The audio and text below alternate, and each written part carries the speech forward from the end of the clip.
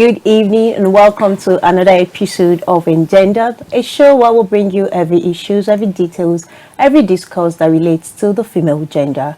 I am your host for today, Pamela Ajaero.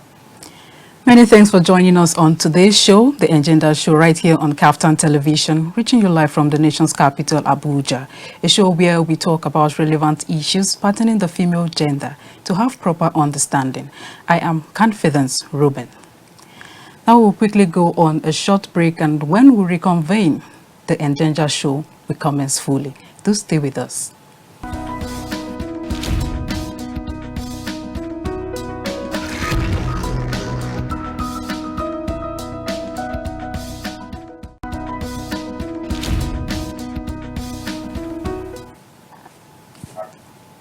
Welcome back to the program. If you've just joined us, you were right on time because the program is about to begin. Like you all know, it's a show where we'll bring you every details, every gist, every discuss that relates to the female gender. And today is not an exception because we'll be discussing another important topic. And today we'll be doing a topic that will be making rounds on the social media and everywhere globally.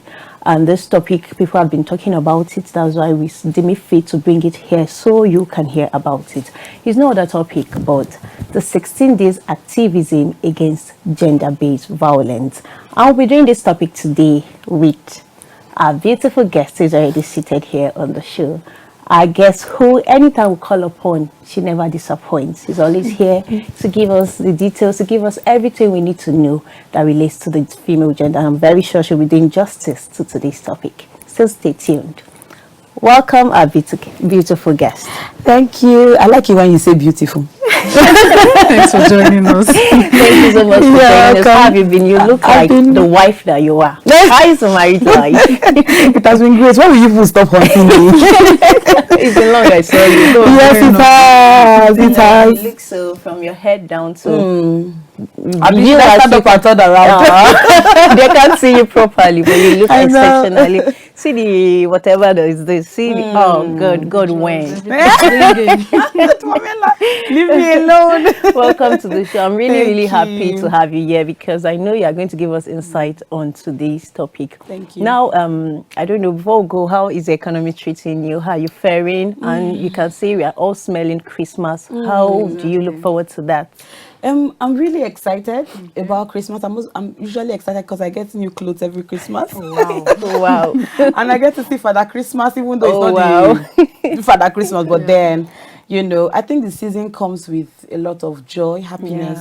And no matter what the situation or the economy may look like, it just gives us a fresh kind of air and everything, because sometimes it looks like, okay, it's December and it's that time of the year where we always rest and all of that. And it's, for some people, it's a time when they now look at the accomplishment from the beginning of the year and it gives them depression and it makes them feel like, oh my God, there are a lot of things I've not been able to do, I've not been able to achieve. For those set of people, I would say it's time for you to just, you know, be patient and just accept whatever has happened. As long as there's life, yes, there's hope. You can actually, you know, accomplish whatever you want to accomplish in 2024.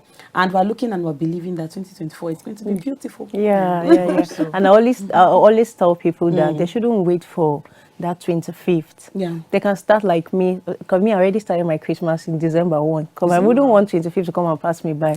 Because once you keep waiting on that, before you know, they will just come and you see that you didn't really, and then you what is this about? Because you see we just come, because in the next 1 or 2 weeks, you see the day will start flying and you wouldn't even know when is January 1. So everybody should actually take their time to rest because I guess it's a resting period. And I also wanted to say that we should not forget the reason for the season. That's very because good. a lot of people just see it as a time to celebrate, as a time to just say and every time, and you know, and all of that. But then there's a reason for that particular season. And we should, you know, worship. We should hail God. We should be happy. You don't wait till the 25th before you worship and hail God. Exactly. Let's start from now. And then Okay, now back to our topic, 16 days activism against gender-based violence. People have been hearing about 16 days activism, 15 days activism. So for those people out there who, they just hear, but they don't actually know, what is this about? Okay. Can you tell us, what is the 16 days activism against gender-based violence about?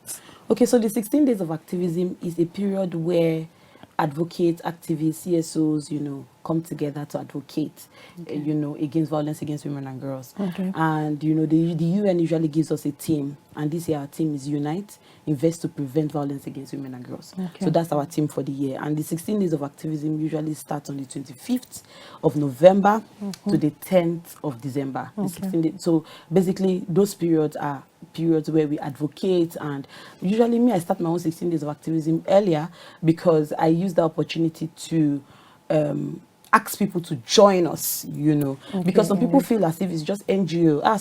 It's for activists because it says activism, but then I usually start earlier because I want to call people, to join the campaign, because I just feel like we cannot do it alone, and that's why the campaign is saying unite. It's a unite campaign. Usually there, if you browse, you see that it's a unite campaign, invest to prevent. So it's calling everybody, individuals, you have an NGO, you don't have an NGO, because we notice that the only way we can do this and we can pull this through is to invite everybody to come together, to invest and prevent violence against women and girls. So that's what the 16 days. Okay, now how would you rate the violence against women since the inception of this campaign? That is to say, how effective have this campaign been so far? Okay, so I would say that it's better that we do something than we don't do anything at all. Because we still see this violent act coming up over and over again. And the thing is, for me, it's getting to the root of the problem. And that's why I don't just major on the team for the 16 days of activism. I usually create my own team in my organization, and that's what we work on during the 16 days of activism. And our team it's not snitching, it's reporting. So it's not amebo, it's reporting. So how do we now prevent? How do we invest to prevent? Is by finding where these things are actually happening. So where are they happening? When they report, oh, if this thing happened in, for example, Pape, okay, let's go to Pape. If this is happening in Kuje, okay, let's go to Kuje, let's go and advocate. Because I would say that for some people, they don't know that these things are actually wrong.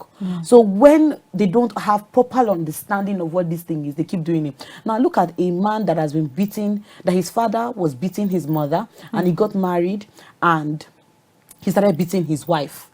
For that, it's a transgenerational thing. So he feels that it is right for me to also do that. So all those people that are saying it's not right, if my father is my role model. So for those kind of people, we need to now have a good conversation with them, because no matter how you say all of these things, some of them don't believe it till, they actually see that, okay, this is what happens. And then when we now report, for those that do not now want to listen, they now see that the judiciaries have punished offenders. Then they'll now be like, oh, so this thing is actually a crime. So then I would stop doing what it is. So it's a time to, talk to people that don't know about some of these things, so that we can actually put an end to it. All right, so you talked about bringing people to join the activism. Now let's talk about the remote or small communities that don't have access to the internet to know what's going on. Now, how can this 16 days activism against gender-based violence get to them? Okay. We usually, like for me, if I'm someone that would not just stay at the background, I like to go to these places. On the 2nd, that was last week Saturday, we were at Peggy community and at Jikwe community, because we had like a town hall meeting where we had people from Peggy community come to Jikwe community, and then women, girls, men, we just had like a talk, about sexual and gender-based violence and harmful traditional practices as well, because I'm a member of the global media campaign to end FGM, so we talk more about female genital mutilation, so it's that's why I say that we should not just do this activism as a city thing. You get to you see people in schools, you see the grassroots is where some of these things are happening, and you don't even hear them report. So that's the reason why we took our campaign to them, because we need them to understand that it's important that you report these cases. And when you report this case, you are not somebody that is doing amebo. You are saving a life. Because we had an Instagram live with one of the legal people at FIDA, Rahila, and she was talking about the fact that if you know about this crime and you yourself, you don't report the crime, that means you have she called it aiding and abetting. That means you have joined the crime. You have joined the perpetrator to do that particular thing. So we take it to the grassroots. We go to talk to anybody, and apart from talking to them, in group, we also have interpersonal, Discussion, talk. dialogue. Yes, dialogue with them so that we can know what is going on. During the 16 day, during last week Saturday when we were doing our community intervention project, I was speaking to some people and we're talking about female genital mutilation. Someone said, no, we don't do it here. And one other woman said, I've heard about it. Oh, I know that this happens here. So you ask questions. Oh, what is going? Because sometimes when you go for this community outreach, you see a lot of people put banners, taking pictures, but the major thing they go to do there, I just feel like it's not achieved if they don't have interpersonal relationship or not even relationship, like discussion. A talk, discussion with them, like a dialogue, So this community, because some of them would not want to raise up their hands to talk, they'll be afraid. But when you now call them and you're like, have you heard about this thing in this community? I hear even that woman. If they look, you follow, you say, even that woman, she don't do them. She did do them for people. So you will not be able to say, oh, okay, so this is where the problem is. And like I usually say, when there's a gender-based problem, when there's a gender-based violence problem, it's not for you to now start criticizing them or judging them. And sometimes it's not a case that ends in court. We don't usually take all those cases to court. You must not all end in jail, because it's not all of these cases that end in jail. Because you hear some people say, if you go and report to those people, they will take you to jail, they will do this, they will do that. There's some cases where we stop at the therapy level, where we call a therapist, and then we can now, okay, let's speak to them, because we've understood that it's more of a mental issue than a crime issue. So we call a therapist, and we're like, okay, this person, this is what this person needs, and we feel like you would help this person. And after some time, they go back to their and that's the reason why you see some women coming to report to us that, see what my husband is doing, see what my husband is doing, because they know that it's not all these cases that we end in. But for those people, there's some people that will never repent.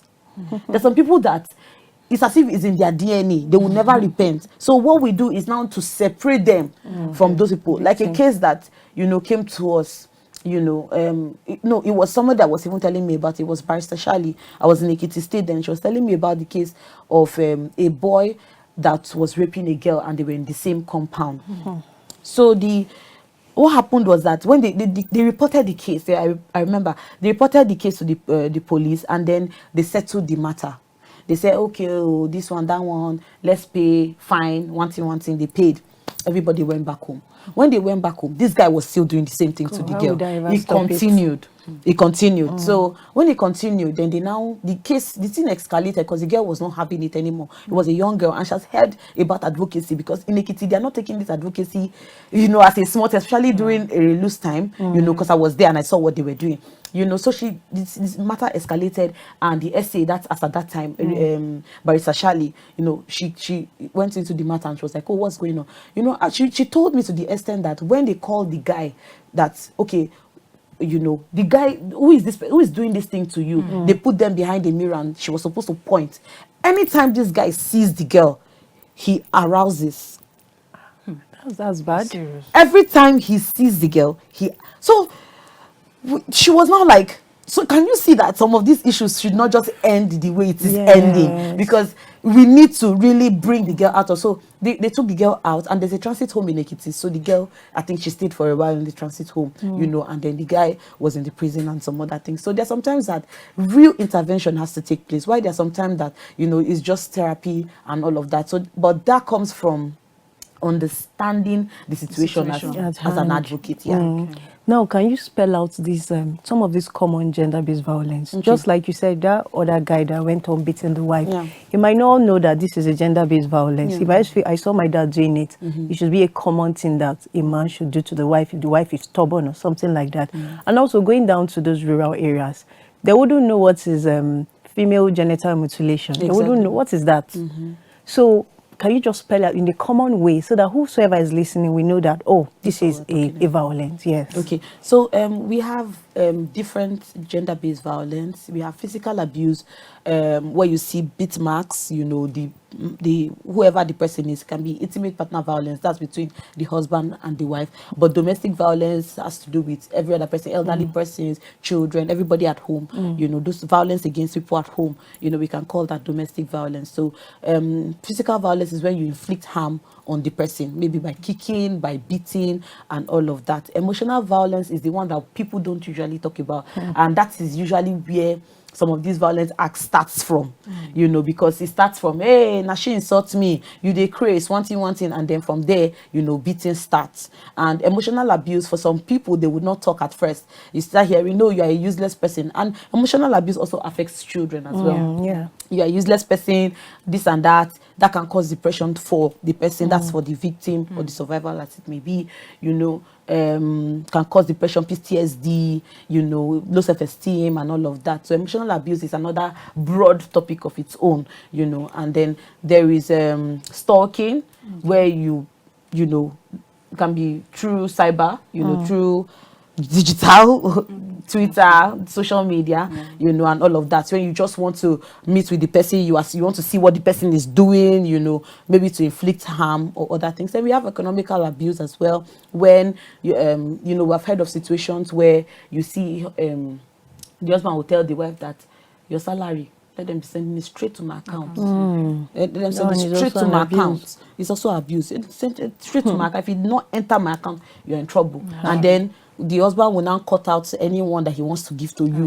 He will now say, since I'm the one that's paying house rent, I'm the one that's doing this, I'm the one that's doing that, then he will now cut out maybe 5,000 and say, take, easy to buy things for the children.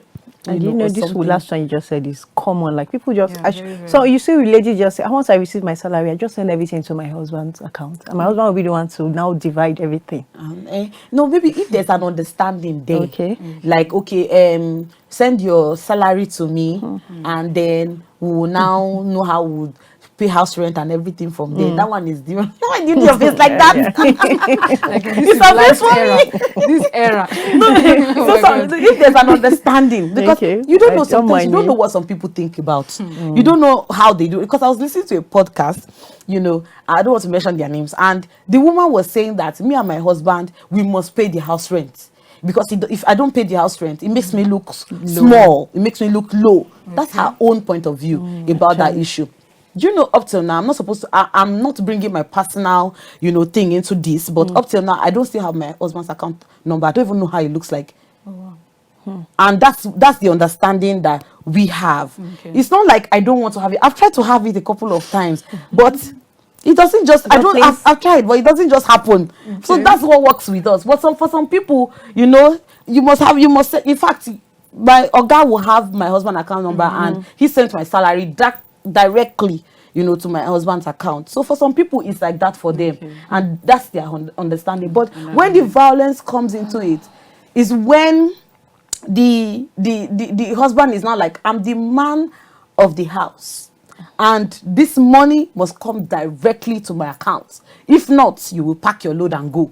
You know, when there's blackmail and there's, you know, all of those things, that's when it's a violent act. You know, we have a lot of, you know, violence, you know, there. Then the harmful traditional practices, we have breast ironing, where we talked about, I think we talked about it on this show, one of those days when we talked about, it's happening in Abuja here, where they use turning stick, where they put it into hot food, and then a lot of things. They just used to press the breast in, you know, so that men don't look at her, and other things, you know. And then we have female genital mutilation as well.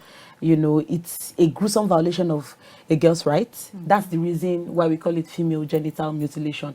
We don't call it female circumcision. You know, some people want to hear circumcision. Hey, now waiting. No, we don't. Now you're talking. You know, it's not circumcision. It's mutilation, because you're violating her rights. You're violating her body. You're violating her right to her reproductive health. You know, so we say no to it. And you know, there are different types of female genital mutilation. We have clitoridectomy, when you are cutting the clitoris out That's the first one, that's type 1. Then we have excision, when you cut out the clitoris and you cut out the labia minora. That's like the tissue that is in the external genitalia. Then we have the type 3, we call the infibulation, where you sew down the vagina orifice and just leave a small spot for urination. And that depends on the expertise of the person. For some people, they don't know how to sew properly, so menstruation stays in the uterus and they are unable to bring it out, and that causes a whole lot of other trouble. While the type 4 is insertion of herbs and different type of things. It will shock you that over 200 million women are living with the consequences of FGM in over 29 countries, and Nigeria is one of them. So it's a serious issue. Now that we're talking about it, some people will be like, that thing still they happen. It still they happen, but it's happening in Nigeria. It's happening here in Nigeria, and it's happening in different states. And as I'm talking about it, some people know, but they think it has been eradicated. But when you go to the grassroots, you still see these things happening. Yeah. Let's quickly go for a break. When we return, the program continues. So viewers, we're going for a break. When we return, Engender continues. To stay with us.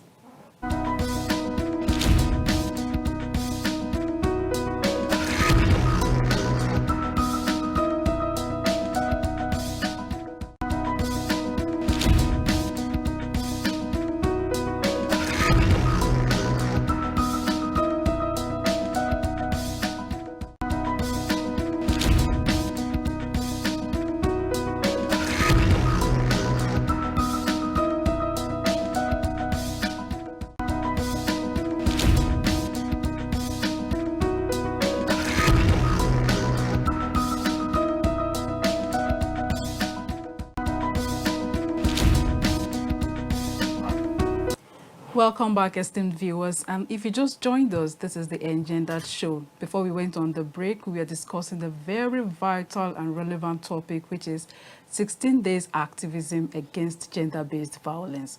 Of course, it has to do with the female gender. And we'll be discussing this topic with our amiable guest before we went on the break. Now, we all know that gender-based violence, it doesn't just happen. It don't happen like that. There must be something that instigates or propels it. Like, what are the causes of gender-based violence? Okay, there are a lot of causes for gender-based violence, but I will just go back to this because my mind is there, so let me just say it now. Our hashtag for the 16 days of activism is no excuse. Okay. So no excuse for any form of gender-based violence. No excuse. Oh, she's too mouthy, she's too this, she's too that. Sexually. It's because I believe that she will sleep with a man. That's why I'm doing this to her. That's in case of female genital mutilation. She's too this, she's too. So there is no excuse for gender-based violence. But then there are reasons for different violence. Like for the female genital mutilation, you see that we have psychosocial causes, reasons that they will say because we want to usher her into womanhood. That's the reason why we cut and everything. Then for cultural reasons, they will say the clitoris will grow and become the penile shaft of a man for some people. And then for some other culture, they will say that if the head of the baby touches the clitoris, then the baby will die. Then, then there are economical reasons as well, because some of these cutters, some of these perpetrators, they use it to make money. So they will say if they don't do it, some of them, if you tell them to stop, they'll say, if you pay me, I'll stop. We cannot pay you, and we need you to stop, so you have to stop. So say poverty has a role. Yes, and then in the olden days, they said that because a lot of women were dependent on the man. So if you are not caught, no man will marry you. So you remain in your father's house, or you just be left on the street to feed yourself. So that's an economical reason for them, in those days. And that's the reason why we're preaching empowerment these days. And you see a lot of NGOs going out there to empower women. And it's important, whatever you're doing, it's important that you have just one hand job or the other. I was just discussing with somebody before I came, and she started talking about the fact that she couldn't get a job, but she started sewing. And that sewing was bringing in money for her gradually, and she was not begging. And the fact that she was not begging with the person that she was staying with was making that person to feel like, so you safe, Yeah. Yes, people can be like that. So it's important that a woman is empowered. It will give you another another, I don't know how to say it, respect on another level. Exactly. So it's important that you just get yourself empowered. Learn something, at least bake. Learn how to bake. You have maybe an oven or whatever you need. Just bake something. Learn. You can even learn from YouTube these days. So you don't need somebody to come to your community and say, oh yeah, everybody, let's learn how to make beads. You can go on YouTube and they'll show you one or two how to make this thing. So it's important that women are empowered. Even if you're working in the office, it's just important that you learn one or two things. And then yes, or you and make your daughters learn these things as well. Because during holidays, you know, they'll be like, oh, let them go for another series of summer school and all of that. And I like what schools are doing these days. They're also involving people that use that skills. Thank you. Exactly. So they're involving those entrepreneurial skills so that the students can also learn these things, because it's important. Even at home, teach them one or two things. Let them learn how to cook, because even by cooking these days, you can make money. You know, so I have a friend that is cooking and she's making her money from it. So it's important that, you know, we learn these things. So there are a lot of reasons for gender-based violence, but we're just saying no excuse. For those people that you say, see the way she dressed, and the way she dressed, now it makes you the raper. There's no excuse. There is no excuse. Now the way she opened her body. So what of those children that did not open their body, babies that did not open their body and yet they're still raped? So we're saying no excuse. Yeah, no excuse, like our guest said. Now let's come to the communities. How can communities engage actively to help support survivors of gender-based violence and also support this campaign that is ongoing? Okay, for communities now, I would say that the leaders of those communities, like the chiefs of those communities, it's important that when NGOs come, don't give us problem. Don't give us problem, because some people do not understand how we NGOs write proposals. We struggle to make sure that, you know, we get funds to go to those communities. So don't make it difficult for us. You know, sometimes we go to this some communities and they start acting like, they don't go collect money. You know, that kind of thing. They'll be like, they want to collect everything that you have and all of that. Sometimes it is personal money that they use to they just want to create awareness. Like for some of us now, passion. Because of passion, we just go to communities with the little that we have, just to make sure that we, you know, we support communities. So please make it easy for us. When we need women leaders, when we need some of these things so that we can gather people, the secretaries, please make them available to us. Don't start asking us, Shebi, they don't give you money, give us like 50,000 before we go do this. Because some communities do that. So please make it easy because there are a lot of communities that, a lot of NGOs that are just coming into this and they don't have funding yet, but passion is what is driving them to want to go into. I remember when, you know, my organization started as well, where no funding from anywhere. When we started, we were just going to communities, creating awareness just on our own personal cash, you understand? And when we go to some communities, they're like, give us money, give us this, give us that. But thank God, the communities I started with, they actually helped us. So please help those NGOs, because sometimes you cannot do it by yourself. You, the chief, or when you tell them, they'll be like, yeah, you waiting chief, they talk. For some people, why for some communities, they listen to their chief. You know, so it's important that you allow we, the NGOs, because we are new faces and we have information, the right information. We have this information to bring. You know, for some people, they empower people with money, with whatever they can empower people with. But we empower people with the information that we have, and we know that information is power. So when we bring this information to you, accept it, you know, so you can get educated about what is going on out there. And I want to, you know, I want to say that I'm grateful to some of the chiefs, some of the kings, even because we don't just do this in communities, we go to churches as well, because we know that these are the people that can help. With the churches, imams, you know, for community leaders, we have different set of community leaders, you know, the secretaries and all of that, and all of them, women leaders, they are there. And they, you know, they want to assist us. So we're grateful to those, you know, set of people that are always there to assist us. And we want to say that it is not just for the NGOs alone to do this. You can also, you know, help us to talk to people in your communities. Talk to them in your communities. And that's why we're creating awareness via media. And we're glad you're watching. Yeah, most victims of gender-based violence, most of them are often stigmatized or stereotyped. Now, how can this be prevented and eradicated? Okay.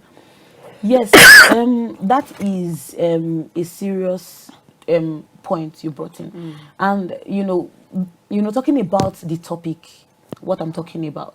Reporting. It's not snitching, it's reporting. When people come to us and they report these cases to us, it's like, how would I, for some people now, they'll be like, how can I report this case? If I report now, you start hearing people saying, this one where she don't, why you should go they report, this and that, there's stigmatization and all of that.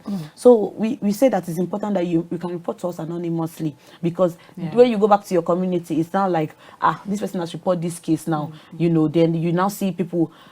I wrote a book, Tolani Nirara, and it was from stories of people. Tolani was someone that stood for herself, and she was young, a 13-year-old girl, and she was like, no, I'm not going to allow anybody to cut me. And our friends did not come for her birthday. People began to call them witch, because that's the only way they can stereotype you. They start calling you witch, what a banje, one thing, because they feel like that's the way they can stereotype you and all of that. But she stood her ground, because for us to now go about, attending to that issue, at the end of the day, sometimes, people can now find out that you are the one that reported the issue. Maybe with the people that we are working with or something. Just stand your ground, because if you don't start by talking, this will not be eradicated. And at the end of the day, you will be at fault. You'll feel guilty in a way, because you knew that it was wrong, but you refused to report. So I would say that it's important that you are brave. It's important that you just stand up and say, this is wrong. Not even minding whether, because I cannot say there's a way we can stop people from doing this. Because some people are just good at making people feel bad. Hurt people. Just to hurt people. So I'll just say that what you have in mind is the right thing, and since it's the right thing, just stand by it, and let it be the first thing on your mind, that okay, I'm doing this for the good of my community. So basically, that's what I can say about marginalization. Okay, what challenges or gap have you seen so far in this current efforts of combating against gender-based violence, and how do you think it can be addressed? There are a lot of challenges. I can imagine. Because when we started, one of it is funding. Because, there are a lot of people out there. Because now people will say, she's shouting that people should join, the activism, 16 days of activism. But people don't have funds. How do they join? And everything. When we started, it was not nice.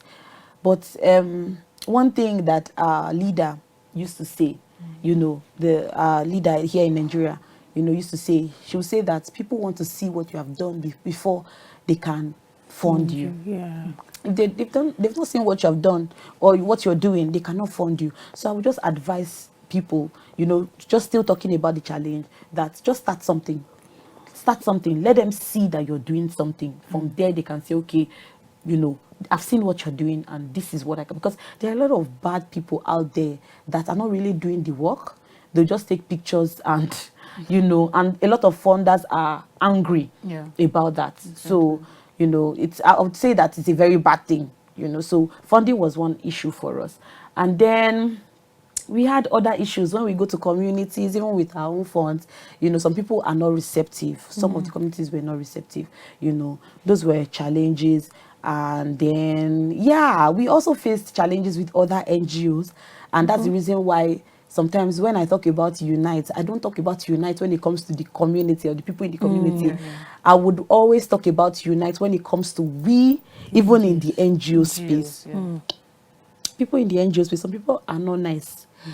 Like even partnership, just to partner with them or just to even have a conversation with them, the way they just shut you out, it's really sad. It's really sad. It's really sad. So I would say that it's important for all of us as NGOs to come together and really fight, because I would use this as an example, and we all know this, that when a broom is together, it's difficult to break it. But when it's a single broom, it's easy for you to just pick it up and break it. So when we come together and do this, we can achieve a common goal, because what I have in mind may be different from what you have in mind. And when we bring the two together, it will make sense. Two heads are better than one. Exactly. Two good heads. Exactly. Precisely. So, and then we can now eradicate, whatever it is, female genital mutilation, whatever it is. So if we don't come together, you receive funding. I'm a small organization, NGO, but then I have the innovation. I have this strategy that can help end maybe female genital mutilation or breast ironing, and you're not bringing me on board, and I'm trying to say this and this, and you're trying to shut me out, then that's a problem. So I would say that NGOs, let's come together. Let's come together. We should not be this my NGO. It's my own. Let's no, you go and do your own. Let's come together. Let's work together. Let's partner. And for those people that there's a lot of hate in this space, but I just pray that God will help us, because I've met with a couple of people that are not really nice, and that's why I try my possible best to, be that person that will be like, oh, okay, you're just starting. What can I do? How can I help you? Let's come together. Let's partner. Let's work on this together. So there are a lot of challenges, and I know some people out there also, are going through them. Based on my research, the United Nations Secretary General, he designated a color, for this activism, which is the orange color. Yes. So what does this color represent or signify? Orange the world. That's what we usually call it every year. Orange the world. And really, I don't really know what the orange color signify, but we always do that every year, just to say end violence against women and girls. That's what we do. Maybe after this I'll go and check what the orange means. But then we have been doing this over and over again, and I just felt like orange, the color is just fine, and it's a loud color. It's a loud color, and it makes people to see that okay, we are here and we're coming. So I just feel like it's a bright color, and it's a color to really advocate. It's a color that we can use to advocate. I've not really checked what that orange mean, but then we always do use that color every year to advocate. But then I think it's just preaches the fact that we should be loud about it. Let's talk about it. Be open. Let's be open about it. It's a bright color. Let's come out and talk about it. Now, how would you say technology has been of help in this whole 16 days of activism campaign and also beyond? Technology has helped us all, and I'm grateful for technology. I'm truly grateful for technology, especially the social media and all of that, because media can help you reach millions and millions of people, but then you just doing community outreach, you're just in that community at that particular time. But when they're seeing you on TV, they're seeing you, because a lot of people now have radio, they have whatever, they can listen to it and all of that. So that can help, but then media is helping us a lot, and I'm grateful. I'm grateful to media.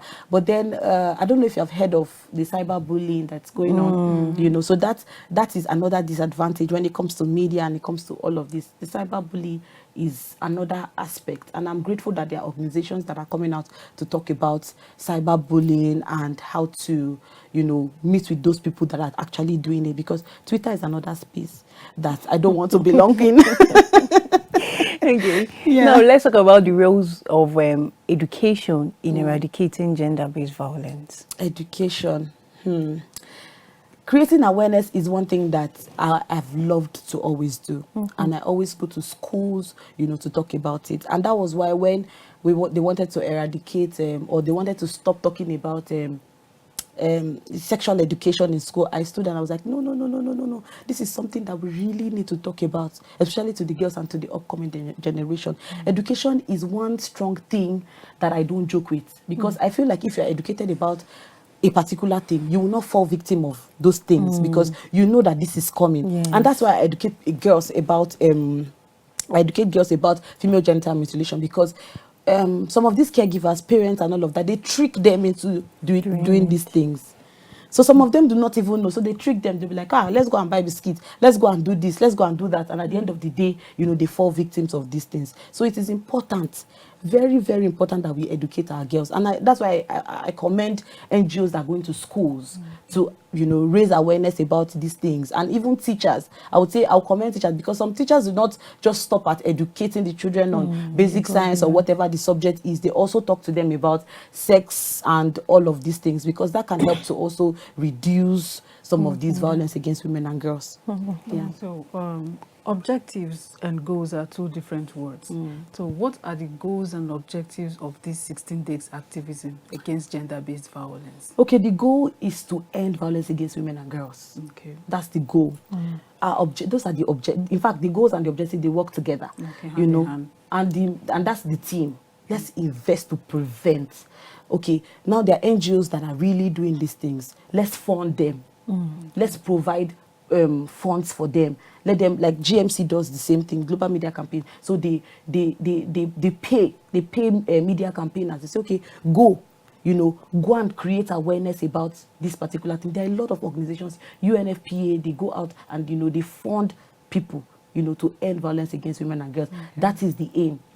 Now you hear men saying, we hear, because I don't know if you're seeing the news, but I heard about 360 thereabout, a report from the men that between July and September that their wives have been battering them, and all of that. So we're saying no. We're not saying that there are no violence, affecting the men. There are violence affecting the men, but we're saying that the prevalence is more when it comes to women. Exactly. Because now when you hear female genital mutilation, they'll say, but they do the same to men. But for men, we call it circumcision. And that's because it helps to reduce penile cancer. It helps to do a lot of things for men. That's why we call it male circumcision. So the objective is to end violence against women and girls. Anything that we can do, we can, if there are laws that we need to implement in those communities and all of that. Let's talk about those laws. The VAP Act, the Maputo principle, or whatever it is, Child Rights Act. Let's talk about it. Let people get aware about the rights that they have. And then whenever the right is violated, it's important that you report. And that's why I always talk about the fact that we should have gender decks at every police station, so that whenever this type of case come out, let's call those people at the gender decks. Those people can they're professionals, and then they know how to address the situation. Yeah. Okay. Now, what legislative changes or policy implementation do you believe are necessary to create a more robust framework against this gender-based? I heard you talk about the VAP Act and the rest, and also they spoke about the 5 gender bills and the rest of them. Can you give us, throw more light on that? Yes, so it's important that these laws are signed, especially the gender bills.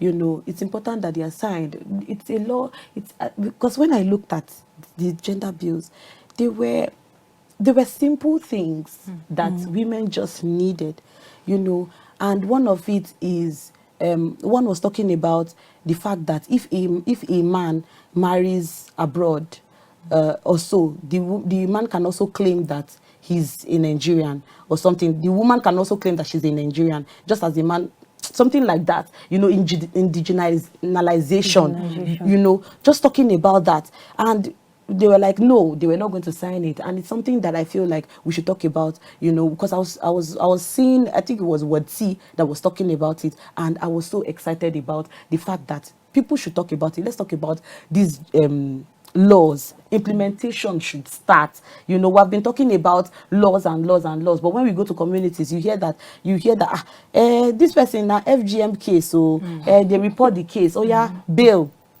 You just said that they just bail the person, and the person is back to the community. And when the person is back to the community, what does that say? That we can do this thing. It's just that we need to do it. We need to hide to do it. So that kind of thing. So it's important that some of these laws, let implementation start, and let's support the law. Let's have women that would support that. Okay, this is the law. Is this the law? Okay, let's support it. Let's push it out there. Let people know that, okay, this is the law. Like I'm saying it now. Go and browse. What is the VAP Act? What is the VAP Act talking about? I think section 6 or section 4 talks about female genital mutilation. Go and read it. 200,000 naira fine and 4 years imprisonment. Go and check aiding and abetting. Okay, I've joined this person to do this, so this is what it will mean. So go and check it for yourself, because once you are caught, because now we're raising awareness about it. So once you are caught, these are the things that will happen.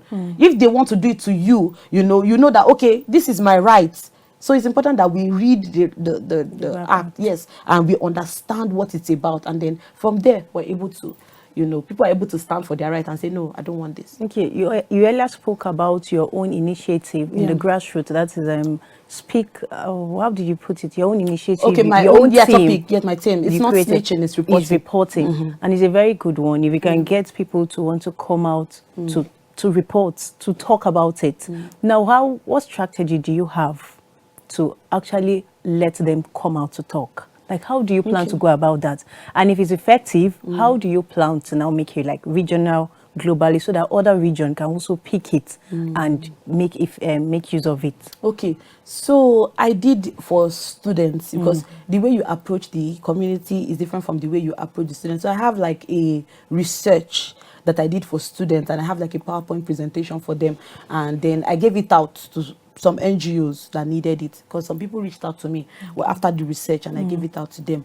So I did like a, before I even came up with the topic, you know, even before it came up, even before the 16 days of activism, on the 24th of October, we went to School for the Blind, and we did, you know, a sensitization for the children. That was the day we launched it. It was a period where we talked about, you know, this particular thing, and the strategy is interpersonal communication.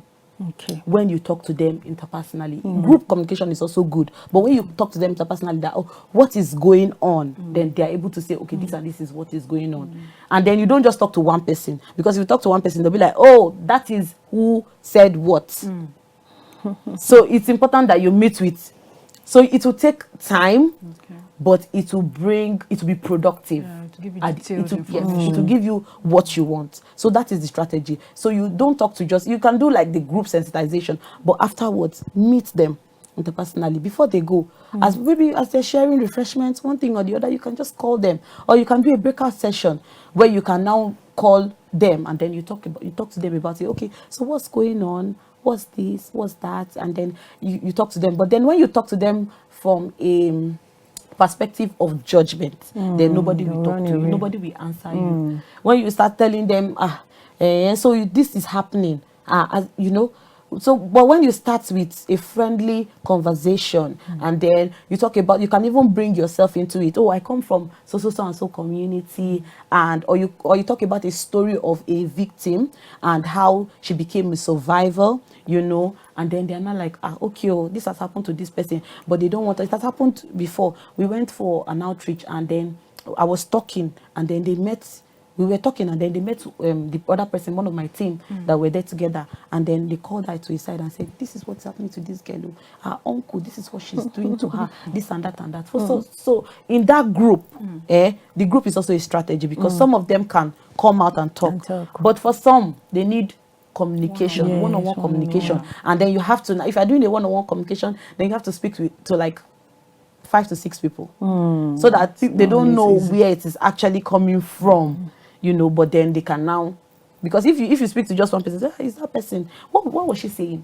Especially students, what did she tell you? And then that can breed bullying, because you will not be there all the time. Your own is just to create awareness, and then you leave. But then after you have left, what's now going on with that person? You know, so yeah. Okay, let's talk about the male gender. I know they're also abused, but is more of the female gender. So what role do you think the male and the boys? I can remember last year the team is it involved the boys or something? Okay, no, it was not, but then we talk about this a lot, the fact that we need men and boys to be allies in the space. Yes, so we should keep talking about these things. I know each and everybody has a role to play in this, but mostly we want the men to be in, like you said. So what are the roles? What do you think they should do in this space to help eradicate and prevent this gender-based violence? There are a lot of roles that the men can play, because I think last year that was what in fact, even at the beginning of this year, that was what we were pushing, that men should come into this space and they should be allies, because we cannot do this alone. So imagine a situation where a woman that refused to be caught, her husband insists and say, oh yeah, cut her. And from there, she doesn't have a say. But if the both of them come together and say, no, we don't want this, then you see that there's a united front. Okay, now look at a situation when let me not say drunkard. Now, sometimes men used to go out and, you know, have drinks here and there, you know, and then they have discussions, even as you say, that my wife, I beat her where.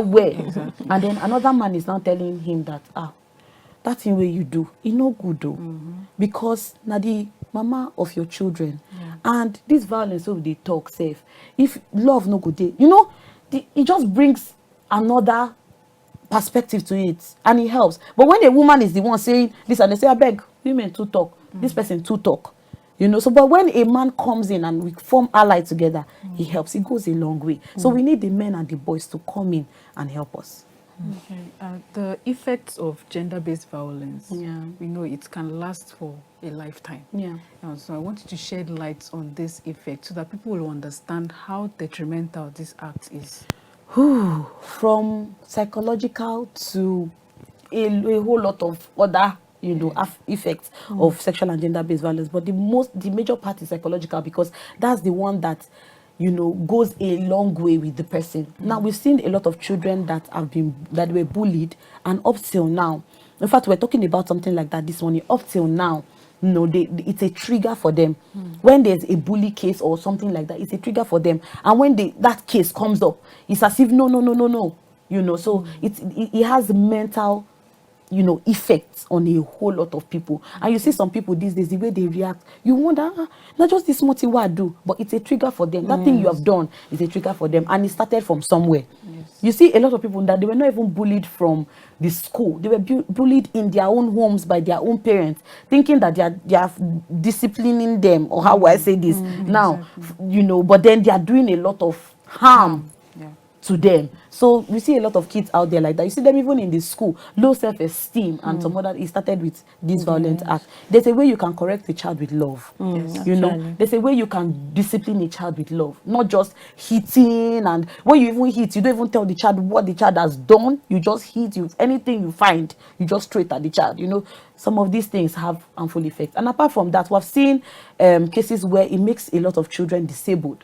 It makes even the women disabled. We see a lot of sickness that came from domestic violence on the women. We see the singer, the musician that died, Circular. Yes, that went viral. It didn't just start one day. It started from when he was hitting her chest or something, as the story went, hitting her chest, and from there, it led to death. So a lot of things, internal bleeding and all of that. You say, no, I just want beat them. I just say make I hit them now, so she die. Some it's not gradual. It just leads to death.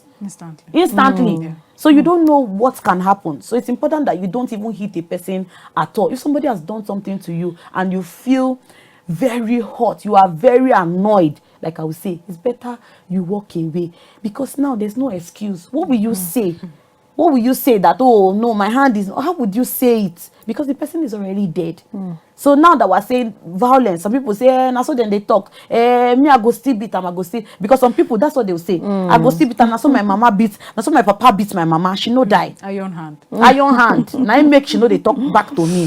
But then at the end of the day, when it leads to death, what will you say? And apart from that, you are causing harm to that woman. Because she's also a grown-up. Your children are looking at what you are doing as well. So you are causing a transgenerational chaos. Let me call it a chaos, at the end of the day. Okay, I was listening to a program and somebody said, I watched my dad beat up my mom when I was growing up, and it was so painful. He said, is it that he hated his dad so much, but he made sure not to pick that negativity. Like he saw how the mom used to feel so bad and very depressed and all kind of low vibes coming from her, and he was like, he's also a radio presenter. He was presenting and he was sharing the story, and he said, of everything I saw in my dad, I made up my mind that this character of battering a woman, I will never pick it up. And he made up his mind and he followed it. That is a conscious effort made there. Yeah. But some people, they don't even know it has registered. Yeah, that's the thing. Some people don't even know unconsciously that it has registered in their mind. So when it happens, they just hit without thinking, they just feel like that is the next action they can take. So that's why if that has happened to you, you have to go through therapy. Really? Or you have to you have to be very intentional. Because you think that, oh, it happened to my mother, and you're proud to say, I'm never going to do that. It will never happen to me. But when you are in that particular situation, that is when we can now test if you are not going to do it or you are. Okay, generally, what are the roles of the society in eradicating this menace? The roles of the society. There are a lot of roles that the society could make. The first thing is, if you see something, say something, do something. That's the first thing. As an individual, like I say, it's not, don't wait for any NGO. Don't wait for any, if you see something, you see two people fighting, you see one thing happening, the first thing is to say something. Do something about it. Oh, you cannot separate. Go and call somebody that can help. Don't just leave it and say, I beg. So it's important that you are an active bystander. You are like, okay, no, this is wrong. Let me stop it. Report to the chiefs. The chiefs are there to help you. Report to the religious leaders. If you know anybody that can help, call them to help. Because at the end of the day, before you say, okay, I want to call one NGO, something has happened and it's bad already. So make use of the people around you. So you present in that situation is for a purpose. It's so that you can help. So also it's important that you give that help. So the society, it's important that the society helps. And then this goes down to family, the family level. You know, the father, the mother. It's important that you say something. If your children are doing something that is wrong, it's important that you look and say, oh no, this is wrong. If it happened in school, it's important that we stop it. So it's most of this violence and some of these things, they start from the home. So it's important that we start talking about it, and it's important that we stop violence against women and girls. Okay, just your final word to anybody watching. Like, what should we look out for these 16 days of activism, and any word you have for survivors, for victims, and also for the perpetrator of gender-based violence? Okay, so let me start from there. It's not your fault that that particular thing happened to you. It's not your fault. Don't blame yourself. Don't beat yourself up. You know, it's important that you just pick up yourself. You can start all over. It's important that you start all over. It's important that you do the best that you can. And it is well with you. Thank you very much for this insightful section. At least I get to understand so much from today, especially those violence. You get to say transferring money by force is part of violence. I never get to know. So thank you very much for this insightful section. And I'm very sure my viewer out there, you enjoyed this section. If you didn't get anything, at least you should know that gender-based violence is a negativity in the society. And this 60 days activism is an awareness campaign to eliminate and prevent this negativity in the society. And from what our guest said, they said no excuse for this gender-based violence. And that is all we can take on this episode of Engendered. Do it come up way next time. My name is Pamela Ajaero. Reporting is not snitching. Gender-based violence is not an excuse. Till we come your way again, I remain confident, Rueben. Good evening. Bye.